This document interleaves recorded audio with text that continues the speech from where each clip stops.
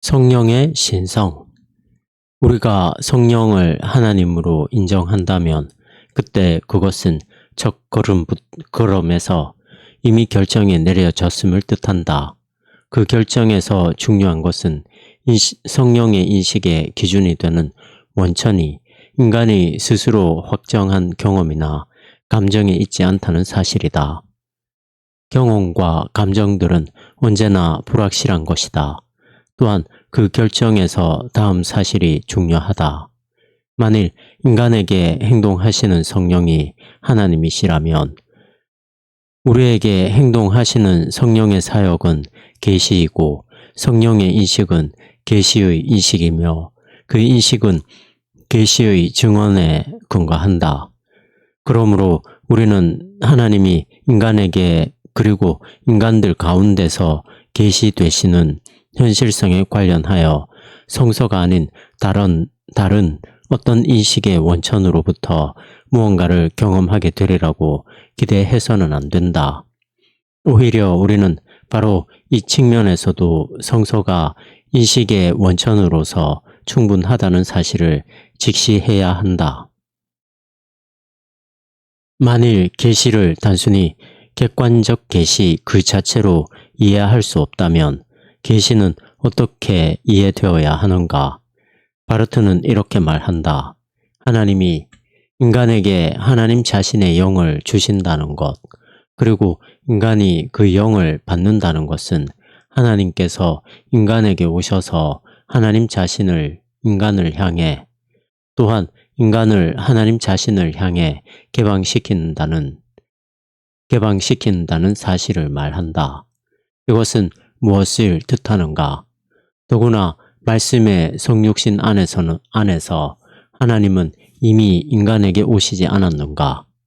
이것은 성령 안에서 이전에 이미 인간에게 오셨던 분이 지금 인간에게 오신다는 사실을 의미한다.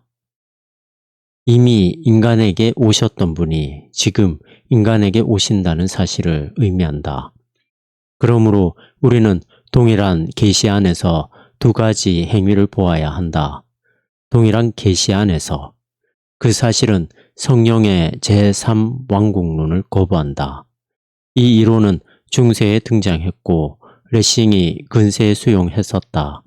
성령의 제3왕국론 때문에 사람들은 역사적인 그리스도를 소위 시대에 뒤떨어진 낡은 것으로 무시해도 된다고 생각했다. 이것은 바르트에 의하면 성령을 그리스도로부터 분리시켜 인간의 영으로 해체시키는 사상이다.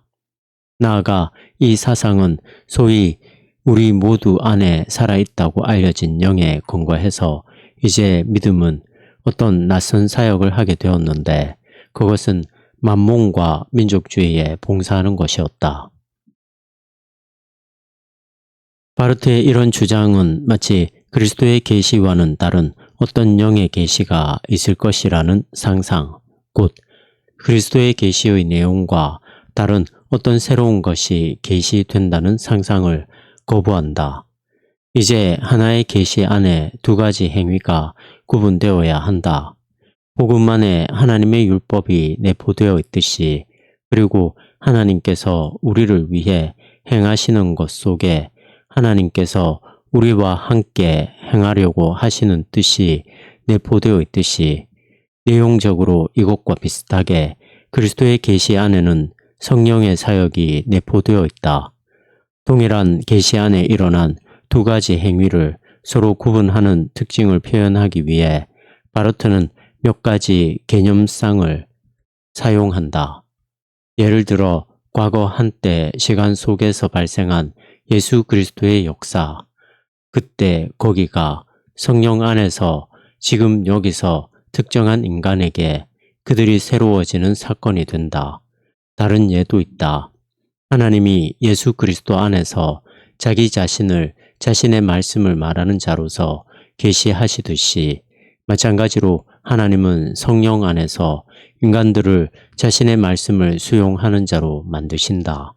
계속해서 그리스도 안에서 모든 인간을 위해 원칙적으로 일어났던 것이 성령 안에서 구체적 인간들을 위해 실제로 효력이 있는 사건이 된다. 계속해서 그리스도 안에서 발생한 하나님과 세상의 화해는 인간의 동의와 관계없이 타당한 객관적 계시이며 성령이 인간 안에서 그런 동의를 불러일으키는 화해의 효력은 주관적 계시다. 계속해서 인간이 하나님을 마음대로 다룰 수 없고 하나님 인식을 위한 인간의 자연적인 인식 능력은 문제가 있다는 점에서 그리스도의 계시가 동시에 하나님의 은폐성인 반면에 성령 안에서 우리는 하나님이 자신을 열어 보이시는 계시의 형태와 관계한다. 이와 같은 구분들은 만일 하나님의 계시가 객관적 계시 그 자체로만 이해되거나 또는 과거의 사실 그 자체로만 이해된다면 계시가 사실상 심각하게 오해된다는 사실을 명확히 보여준다. 그때 하나님의 계시는 인간의 개입을 통해 비로소 현실성, 현재성, 활동성을 획득하는 것으로 오해된다. 이런 이해는 자동적으로 업적 칭의와 연결되거나 또는 신적인 것을 체득하는 과정에서 하나님과의 신비적인 직접성을 체험할 수 있다는 상상과 연결된다. 계시는 이런 이해를 배척한다. 왜냐하면 계시는 본질적으로 전달하고 소통하는 사건이기 때문이다. 전달과 소통의 사건으로의 객관적 계시는 바로 성령 안에서 스스로를 증언하고 스스로를 현재화하며 스스로를 살아있는 것으로 입증하며 그와 함께 자기 자신을 인간의 동시대인으로 만든다. 다시 말해 객관적 계시는 인간에게 낯선 상대자로 머물러 있는 것이 아니라 오히려 자기 자신을 우리에게 전달한다. 하지만 객관적 계시는 그 자체로서 완전성의 성격도 갖고 있다. 다 이루었다. 이 완전성은 성령의 주관적 사역이 객관적 계시의 내용을 넘어서는 그 어떤 것을 제공하지 않고 오히려 객관적 계시 안에 포함되어 있음을 의미한다. 그러나 그 완전성은 계시가 자체 안에 폐쇄되어 있음을 의미하지는 않는다. 계시의 내용의 핵심은 연합, 곧 하나님이 자신을 우리와의 관계 안에 또한 우리를 하나님과의 관계 안에 놓으신 그 연합이다. 그와 같은 계시가 우리를 위해 발생하고 십자가에 달리신 분이 살아 계신 분으로서 십자가에서 성취된 화해의 사건을 계시하신다. 이와 동시에 계시는 자기 자신으로부터 출발하여 자기 자신을 넘어서면서 모든 시대의 인류 안으로 침투해 들어가며 성령의 사역 안에서 모든 시대와 모든 장소에 있는 각각의 인간과 관계하는 역동적인 사건으로서 그들의 삶 속으로 침투해 들어간다. 객관적 계시가 은폐의 형태를 취한다는 사실은 하나님이 자기 자신을 드러내시는 것이 주권적인 신적 자유의 행위임을 의미한다. 그러나 이 사실이 하나님이 인간에게 이미 오셨던 것을 철회할 수 있다는 것을 의미하지는 않는다. 오히려 그것은 객관적 계시의 객관성은 계시의 내부로부터 스스로 열린다는 것을 의미하며 따라서 인간이 임의로 접근하여 취할 수 있는 객체가 아님을 뜻한다. 만일 인간이 임의로 취할 수 있다면 그때 계시는 인간의 손 안에서 사실상 우상이 되고 말 것이다. 성령의 사역은 그리스도 곧 말씀을 넘어서는 인간의 어떤 새로운 가르침, 조명, 운동으로 이해될 수 없다. 이 사실의 좋은 의미는 성령의 활동 안에서 그리스도께서 우리 곁에 오신다는 것이며 특정한 사람들에게 계시가 계시된다는 것이다. 다시 말해 객관적 계시는 주관적인 것 안으로 침투해 들어오고 그 결과 계시는 우리 안에 각인된다. 그렇기에 인간에게 작용하는 성령의 활동은 인간들이 계시를 인식하는 것을 목표로 삼는다. 그러나 바로 그 인식론적인 것은 전인을 반드시 변화시키게 되는 신성의 존재적인 것을 지니고 있다. 성령의 활동이 창조적인 이유는 하나님이 인간을 우선 계시의 수용자로 만들기 때문이다. 다시 말해 하나님은 아무도 없는 곳에 사람들이 하나님 자신에게 접근할 수 있는 통로를 창조하시고 그렇게 하여 인간들이 계시에 참여할 수 있도록 보장하신다. 교회의 권위적 법정이 그것을 보장하는 것이 아니다. 비록 하나님이 교회라는 공간 안에서 객관적 계시에 속한 하나님이 주신 특정한 표지를 사용하여 그 일을 하신다고 해도 교회는 그 보증과 관계가 없다. 또한 그 보증은 인간이 개인적으로 계시를 수용함으로써 일어나는 것도 아니다. 비록 주관적인 계시가 계시에 대한 우리의 인간적인 참여를 목표로 한다고 해도 그렇지 않다. 하나님 자신이 오로지 하나님만이 홀로 그것을 보증하신다. 그러므로 성령의 활동에 관한 명제들에서 그것들의 주어는 하나님이지 인간이 아니다. 그리고 어떤 의미에서도 그 명제들은 인간에 관한 명제로 곡해되어서는 안 된다. 성령의 활동은 우선 인간이 할 수 없는 것을 하나님이 하신다는 사실을 밝혀준다.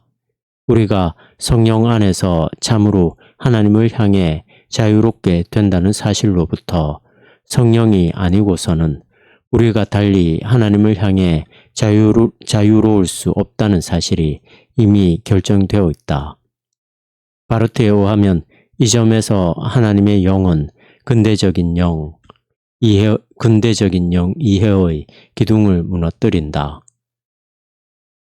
바로 인간 안에 하나님을 향한 주어진 능력이 있다는 주장이 뒤집어진다. 인간이 자기 스스로를 계시의 참여자로 만들 수 없다는 인간적인 무능력은 보편적으로 통찰될 수 있는 진리가 아니다. 오히려 인간은 자신의 관점에서는 그 진리를 강력하게 부인한다. 인간은 성령을 경험하고 나서야 비로소 자신이 계시의 수요에 대해 어떤 고유한 가능성도 가지고 있지 않다는 사실을 알게 된다. 그렇다. 그때 성령이 인간적인 자기 이해를 주장하는 우리를 하나님과 동등한 파트너로 인준해 주리라는 생각은 거짓으로 폭로된다.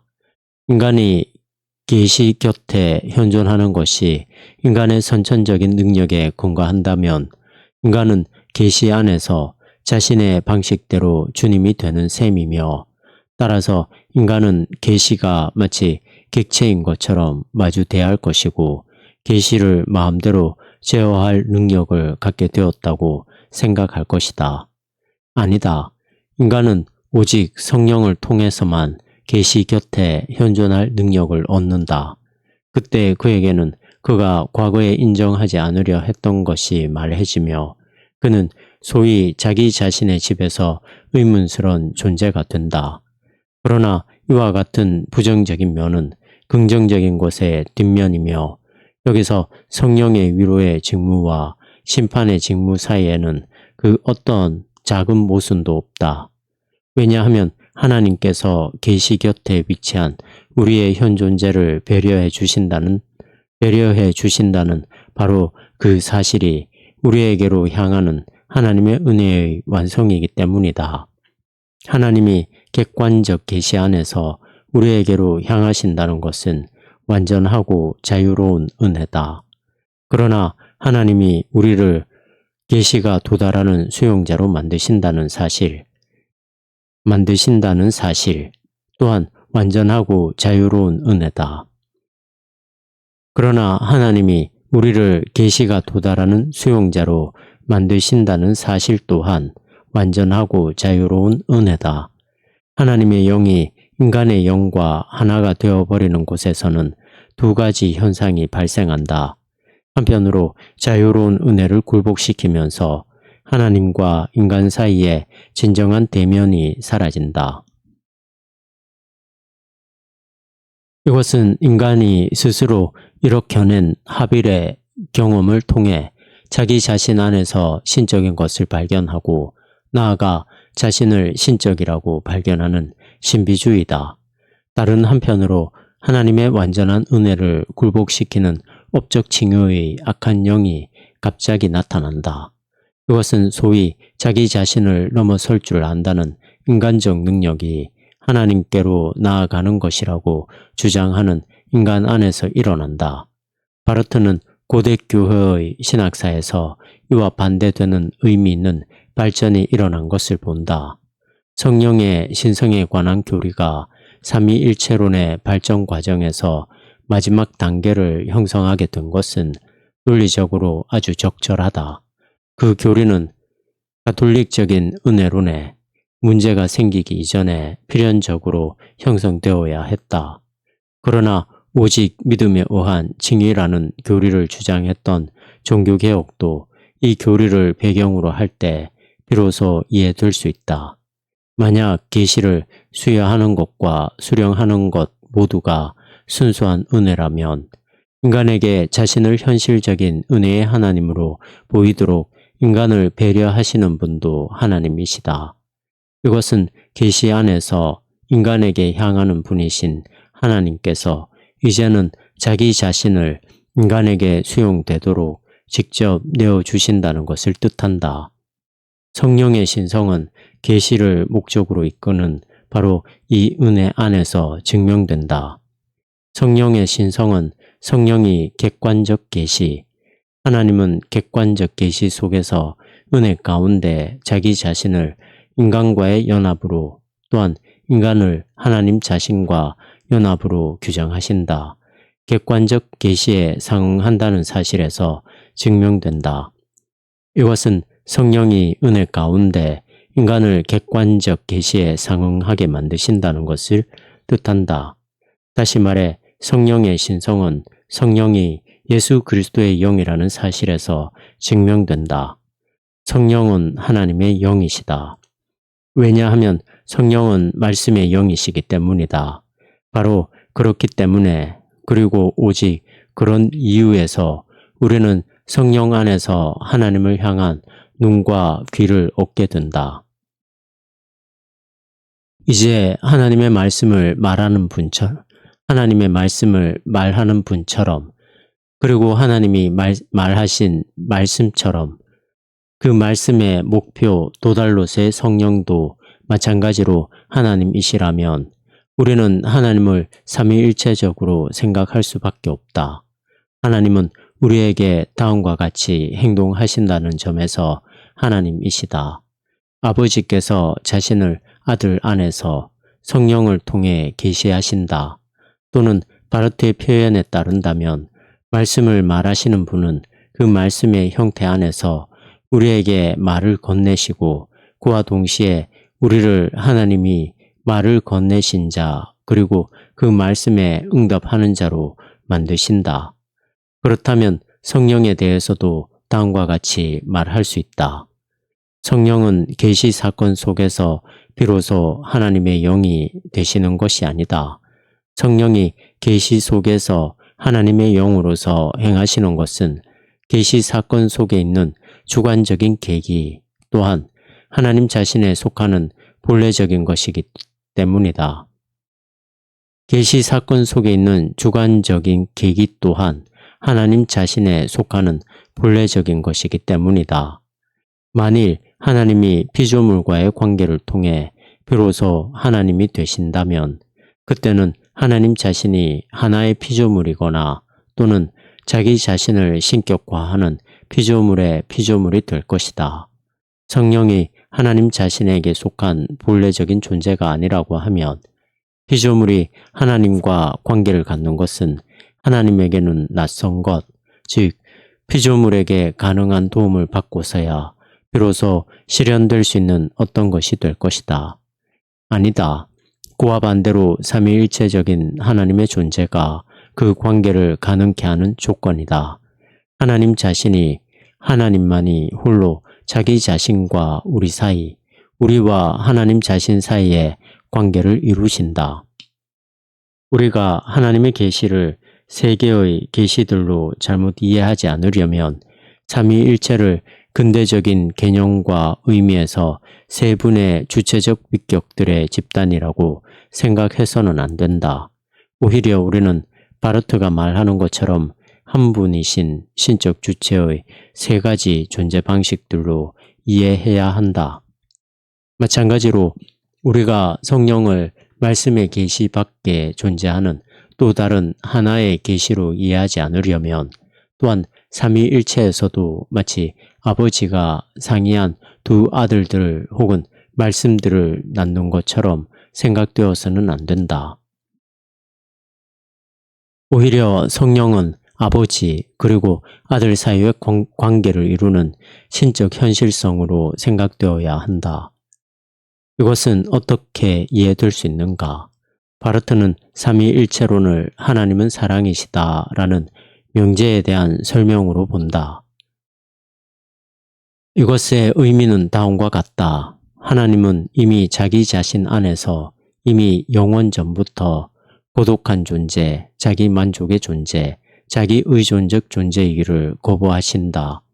왜냐하면 하나님은 아버지로서 타자를 향해 아들을 향해 존재하시며 하나님은 타자와 함께 나아가 바로 타자 안에서 자기 자신을 가짐으로써 자기 자신이고자 하시고 동시에 하나님은 자기 자신 안에 있는 타자이신데 그 타자 또한 그러한 하나님에 일치하여 자기 자신이 유래하는 원천이신 그분 없이는 자기 자신을 가지려고 하지 않는다.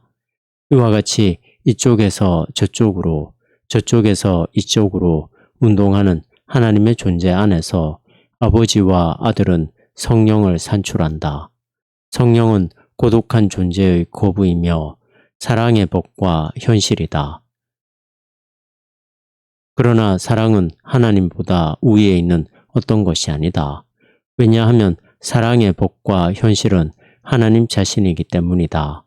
화해에서 우리와 만나고 화해로부터 뒤로 바라보면 이미 창조에서 우리와 만나는 그 사랑은 하나님이 먼저 자기 자신 안에서 사랑이시기 때문에 참된 사랑이다. 사랑이 화해 안에서 우리와 만나는 것은 성령 하나님께서 인간을 실제로 화해에 참여하도록 해주시기 때문이다. 그러나 화해로부터 뒤로 바라볼 때 사랑은 이미 창조에서 우리와 만난다. 이 사실의 인식은 오직 계시에 근거해서 그리고 믿음 안에서 도달될 수 있고 예를 들어 자연신학의 대상이 아니다. 물론 창조가 하나님과 구분되는 현실성으로서 현존해야 하고 피조물이 살아있어야 하나님이 사랑 안에서 그것들과 만날 수 있다는 것은 사실이다. 그러나 이와 같은 전제는 피조물이 스스로 설정한 것이 아니다. 만일 그렇게 되면 사랑 안에서 일어나는 신적인 만남은 차후적으로 그 전제 안에 놓이고 그 만남에 대한 피조물의 우선권 아래 굴복해야 하는 셈이 될 것이다. 아니다. 하나님이 그 전제를 창조하신다. 사랑 안에서 이루어지는 만남에서 하나님은 그 전제를 자기 자신 그리고 자신의 행동에 적용하신다. 따라서 그 전제는 오직 그곳으로부터 뒤로 전망될 수 있을 뿐이다. 하나님은 피조물을 다음과 같은 방식으로 하나님 자신에게 전제하신다. 피조물은 자신의 고유한 현실성 속에서 시초부터 하나님이 긍정하고 그 존재를 허락하신 것이다. 이것이 말씀을 통한 창조다. 그와 함께 하나님께서는 피조물에게 그것의 고유한 생명도 주시고 보존하신다. 이것은 창조의 영이신 성령의 활동이다. 성령은 창조의 영으로서 소위 창조된 영과 동일시 되어서는 안 된다. 성령은 창조주와 피조물이 혼합되고 심지어 그 자리가 바뀔 수도 있는 어떤 범신론의 원리가 아니다. 성령은 하나님이시다. 모든 동물도 포함하는 생명의 유일한 권원이신 하나님이다. 모든 동물들은 창조주 하나님의 영을 통해 살며 그들은 육체의 영혼이다. 물론 이것은 먼저 인간에게 해당한다. 하나님이 계시 안에서 인간에게 직접 다가오셨기 때문이다. 인간은 피조물로서 하나님 없이 살 수 없다. 그러나 하나님이 그런 인간적 본성의 한 부분이신 것은 아니다. 인간은 살기 위해 하나님께 의존해야 한다. 인간은 성령이 아니기 때문에 오직 성령을 가짐으로써, 아니 성령이 그 인간을 가지심으로써 살 수 있다. 성령은 인간을 주체로 만들며 육체를 지닌 영혼으로 그리고 영혼을 지닌 육체로 만드신다. 바로 이와 같은 관점에서 이미 성령은 인간이 살 수 있음을 뜻하고 성령이 없음은 인간이 죽어야 한다는 것을 의미한다. 피조물은 살기 위해 창조주를 필요로 한다. 다시 말해 창조주와의 관계를 필요로 한다. 그러나 피조물은 그 관계를 창조할 수 없다. 하나님이 피조물 가운데 직접 현재하심으로써 그 관계를 창조하신다. 자유로우신 하나님께서는 피조물 가운데 현재하실 수 있으며 그 관계를 창조하고 그럼으로써 피조물의 생명이 되실 수 있다. 이와 같은 자유 안에 계신 하나님, 바로 그분이 하나님의 영이시다. 창조자의 영으로서 성령은 인간에게 생명을 주신다. 이것은 성령이 하나님의 계약과 화해의 행동 안에서 올바르게 행동하실 수 있기 위해서다.